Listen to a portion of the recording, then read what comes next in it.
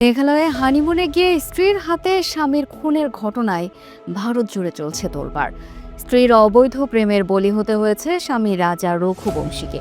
পুলিশের প্রাথমিক তদন্তে বেরিয়ে এসেছে এই তথ্য। রোমহর্ষকে হত্যাকাণ্ডে জড়িত প্রত্যেককেই এখন পুলিশের হেফাজতে।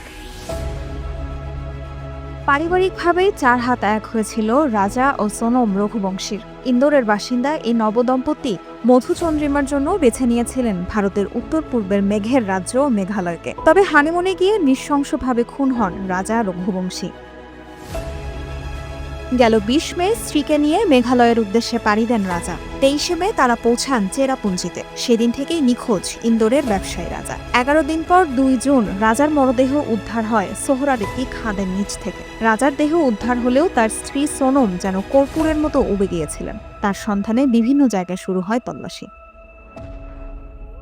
১৭ দিন পর রাজার মৃত্যু রহস্য সম্পূর্ণ অন্যদিকে মোড় নেয়। রাজাকে খুনের দায় স্বীকার করে উত্তরপ্রদেশে আত্মসমর্পণ করেন স্ত্রী সোনম।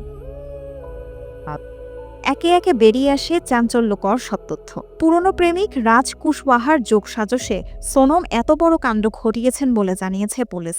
৩ ভাড়াটে খুনিকেও নিয়োগ দিয়েছিল প্রেমিক যুগল।